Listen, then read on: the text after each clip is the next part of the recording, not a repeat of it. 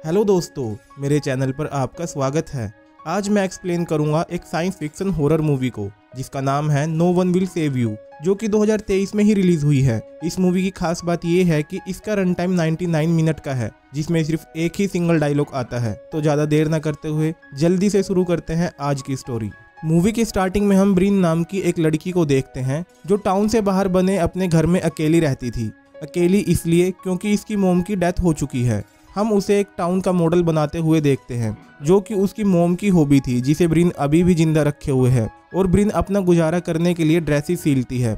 एक दिन जब वो ड्रेसेस को पार्सल करने के लिए जा रही थी तो उसे अपने लॉन में एक सर्कल बना हुआ दिखाई देता है, लेकिन वो उस पर ज़्यादा ध्यान न देते हुए उसमें पानी डालकर टाउन के लिए निकल जाती है। और रास्ते में एक लड़के का घर आता है जिसे ब्रिन पसंद किया करती थी, लेकिन वो लड़का उसे बिल्कुल भी पसंद नहीं करता था। इसके बाद जब वो टाउन में आती है तो हम ये समझ पाते हैं कि टाउन में उसे कोई भी पसंद नहीं करता, इवन कोई उसे देखना भी नहीं चाहता। वो खुद भी लोगों से बचती रहती थी। इसके बाद वो अपनी माँ की ग्रेव के पास थोड़ा टाइम स्पेंड करती है, और जब वो अपने घर जाने लगती है तो उसे रास्ते में अपने बचपन के बेस्ट फ्रेंड मोड के पेरेंट्स दिखाई देते हैं, जिन्हें देखकर वो छुप जाती है। अब उनके जाने के बाद वो अपने घर आती है और मोड के नाम एक लेटर लिखने लगती है। तभी उसके लिए एक पार्सल आता है जिसमें उसने अपने टाउन मॉडल के लिए एक स्कूल बिल्डिंग मंगवाई थी, और वो धीरे धीरे उस टाउन को कंप्लीट कर रही थी। इसके बाद वो मोड के लिए अपना लेटर पूरा करती है, जिसमें वो लिखती है कि वो उसे बहुत मिस करती है और वो खुद को कभी माफ़ नहीं कर पाएगी। अब ऐसा क्या हुआ था पास्ट में जिसकी वजह से टाउन में उससे कोई भी बात नहीं करना चाहता था, यहाँ तक कि कोई उसे देखना भी नहीं चाहता। और वो टाउन से बाहर अकेली मनुष्य ज़िंदगी जीने के लिए मजबूर है, और उसके पास अपनी बेस्ट फ्रेंड की यादों के नाम पर भी 10 साल पुरानी सिर्फ एक तस्वीर है। जब रात को वो सो रही थी तो उसके घर की सारी लाइट्स अपने आप ही ऑन हो जाती हैं, लेकिन इसकी वजह से उसकी नींद नहीं खुलती। तभी कुछ आवाज़ों से वो जाग जाती है और विंडो से बाहर झांक कर देखती है तो बाहर जो डस्टबिन थे वो गिरे पड़े थे। अब वो उन्हें ठीक करने के लिए नीचे जाने लगती है, लेकिन उसे घर का मेन डोर ओपन मिलता है और उसे घर में किसी के चलने की आवाज़ आती है। और तभी उसे किचन में कोई दिखाई देता है, जिसे देखकर वो बहुत ज़्यादा डर जाती है और चुपचाप अपने रूम में वापस जाने लगती है। लेकिन तभी उससे कुछ आवाज़ हो जाती है, जिसे सुनते ही वो पर्सन उसके पास आने लगता है, जिसे देखते ही हम समझ पाते हैं कि वो कोई इंसान नहीं बल्कि एक एलियन है। फिर ब्रिन उससे बचने के लिए बेड के नीचे छुप जाती है, और अब वो एलियन भी उसके रूम में आ जाता है और यहाँ वहाँ ढूंढने लगता है। और बेड के नीचे से ब्रिन उस एलियन के पैर देखती है, और इसके बाद वो एलियन विंडो से बाहर चला जाता है।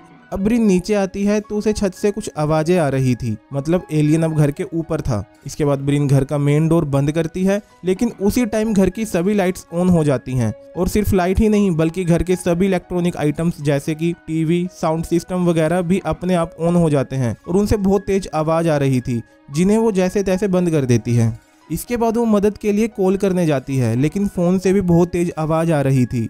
और इसी के साथ घर में फिर से बहुत तेज हलचल होना शुरू हो जाती है। फ्रिज का दरवाजा खुल जाता है और बंद होने लगता है, जिसे वो एलियन कंट्रोल कर रहा था। वो एलियन वहां पर आ जाता है और ब्रिन उससे देखकर छुपने लगती है, लेकिन वो एलियन उसे देख ही लेता है और वो उससे बचकर भागने लगती है। तभी एक दरवाजा टूटकर अंदर गिरता है, जिससे टकराकर ब्रिन वहीं पर गिर जाती है। फिर वो उस एलियन से बचती हुई खिसक कर छुपने लगती है, जिसके बाद वो एलियन उसका टाउन मॉडल भी तोड़ देता है और वो अपनी पावर से ब्रिन को अपने पास खींचने लगता है। जिस दौरान ब्रिन एक लकड़ी का टुकड़ा उठा लेती है और उस एलियन के सर में मार देती है, जिससे वो एलियन मारा जाता है। और इस बात से हम ये जान पाते हैं कि एलियंस में पावर्स तो थी, लेकिन इनका शरीर बहुत ज़्यादा कमज़ोर था। ब्रिन अब पूरी रात डरते हुए उस एलियन की डेड बॉडी के पास बैठकर गुजारती है, और अगली सुबह वो उसकी डेड बॉडी को एक चादर से ढककर पुलिस स्टेशन कॉल करती है, लेकिन फ़ोन में सिग्नल नहीं थे। फिर वो देखती है कि पूरे घर में लाइट भी नहीं आ रही। घर की सभी इलेक्ट्रिसिटी या बैटरी से चलने वाली आइटम्स बंद पड़ गई थी।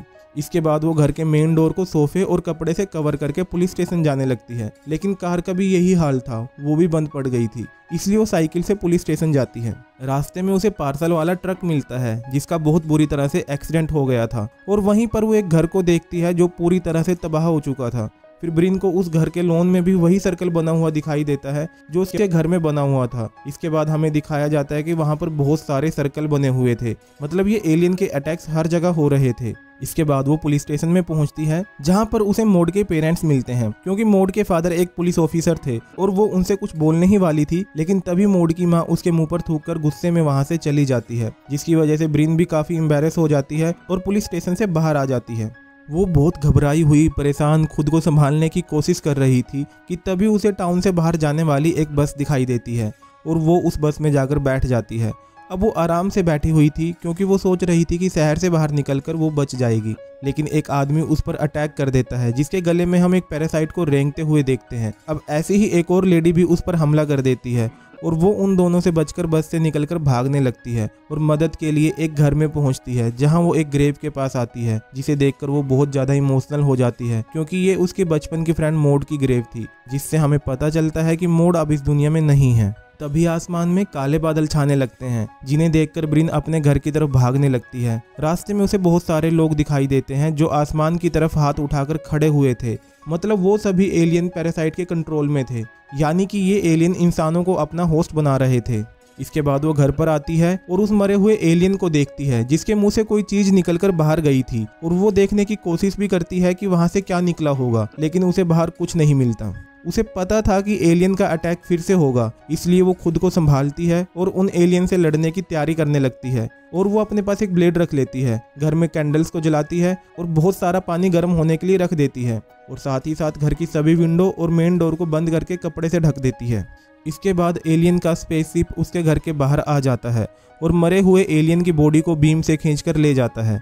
ब्रिन उनसे बचने के लिए बेसमेंट में चली जाती है, लेकिन वहां पर भी एक एलियन आ चुका था जो उसे ढूंढ भी लेता है और ब्रिन खुद को बचाने के लिए उसे स्टैब करने की कोशिश करती है, लेकिन वो एलियन अपनी पावर से ब्रिन के हाथ से नाइफ दूर फेंकवा देता है। ब्रिन के हाथ में एक फोटो भी थी जो उसके बचपन की थी, जिसमें वो अपनी बेस्ट फ्रेंड मॉड के साथ थी। वो एलियन उसे देखने लगता है और मौका पाकर वो वहां से भाग जाती है और ऊपर उसे एक दूसरा एलियन मिलता है जो साइज में बहुत छोटा था, लेकिन वो बहुत ज़्यादा अग्रेसिव भी था और वो ब्रिन पर अटैक कर देता है, जिससे बचने के लिए ब्रिन किचन में आ जाती है और उस पर गर्म पानी डालकर उसे घायल कर देती है, लेकिन वो एलियन था इसलिए इतनी जल्दी मरने वाला तो था नहीं और वो फिर से ब्रिन पर हमला करता है, जिससे बचने के लिए ब्रिन भागकर अपने रूम में आकर छुप जाती है, लेकिन वो एलियन भी रूम में आ जाता है और ब्रिन पर अटैक करता है और तभी ब्रिन उसे स्टैब कर देती है और क्लोजेट डोर से पीट पीट कर उसे मार देती है। इसके बाद वो विंडो से कूदकर घर से बाहर आ जाती है जहां उसे बहुत बड़ा एलियन दिखाई देता है और वो उससे छिपने लगती है, लेकिन तभी एक पैरासाइट कंट्रोल्ड आदमी उसे पकड़ लेता है और उसे उस बड़े एलियन के पास ले जाता है और वो एलियन स्पेसशिप की तरफ अपने हाथ से कुछ इशारे करने लगता है, जिसके बाद वो स्पेसशिप एक बीम फायर करता है जो थी तो ब्रिन के लिए, लेकिन वो उस आदमी के हाथ से छूटकर भाग जाती है, जिसकी वजह से वो पैरासाइट कंट्रोल्ड आदमी ही उस बीम में आ जाता है जो पहले से ही उनके कंट्रोल में था। इसलिए वो उस आदमी को आधे रास्ते से ही नीचे फेंक देते हैं, जिससे वो आदमी नीचे गिरकर तड़पने लगता है। अब वो बड़ा एलियन बहुत गुस्से में ब्रिन को देखता है और वो उससे बचने के लिए भागने लगती है और वो एलियन उसका पीछा करता है, जिस दौरान ब्रिन कार से निकलकर भागती है और एलियन भी कार से निकलकर भागने लगता है, लेकिन अपने साइज की वजह से वो कार में ही फंस जाता है, जिसकी वजह से कार डैमेज हो जाती है और कार का फ्यूल टैंक टूट जाता है और ब्रिन उसमें आग लगा देती है, जिससे वो कार ब्लास्ट हो जाती है और वो एलियन भी मारा जाता है। इसके बाद स्पेसशिप से एक बीम निकलकर ब्रिन का पीछा करने लगती है और वो उससे बचने के लिए दोबारा घर में चली जाती है और एक रूम में जाकर छुप जाती है। अब वो एलियन भी उसके रूम में आ जाता है और रूम को देखने लगता है जो उसके बचपन का रूम था, जिसमें उसकी और मॉड की बहुत सारी फोटोज लगी हुई थी और यहाँ पर बहुत सारे अनसेंड लेटर भी थे जो उसने मॉड को लिखे थे, पर भेजे क्यों नहीं तो हम जानते हैं कि वो अब इस दुनिया में थी ही नहीं।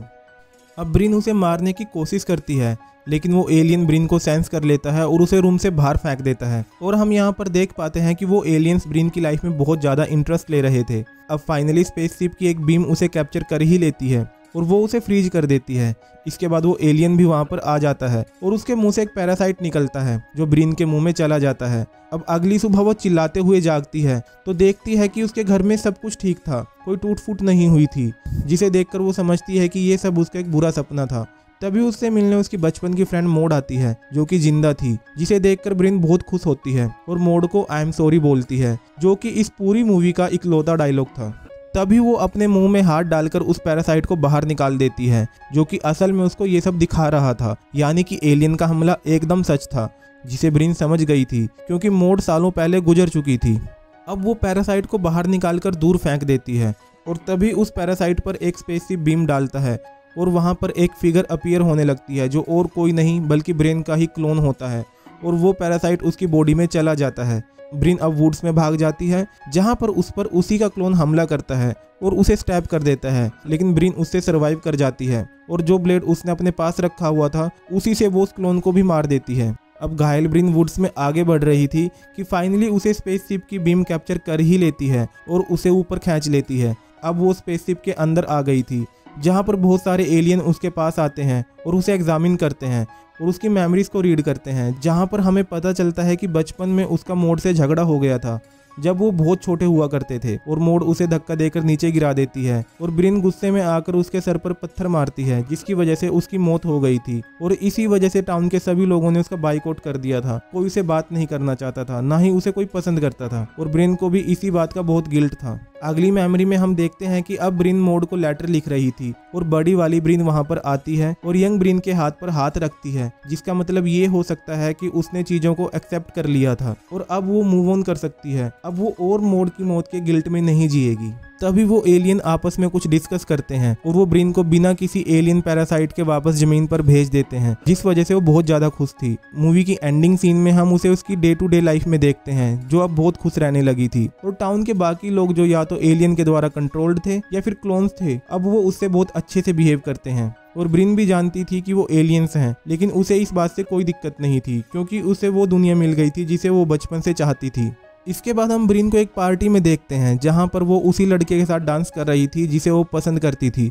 और हम टाउन को देखते हैं जिसके ऊपर बहुत सारे स्पेसशिप घूम रहे थे। मतलब एलियन ने इंसानों को रिप्लेस करके इसी धरती को अपना घर बना लिया था। और इसी के साथ ये मूवी खत्म हो जाती है। तो दोस्तों, ये थी no one will save you movie की कहानी। उम्मीद करता हूँ आपको पसंद आई होगी। चैनल को सब्सक्राइब करना ना भूलें और मिलते हैं अगली वीडियो में एक नई मूवी के साथ। तब तक के लिए बाय बाय।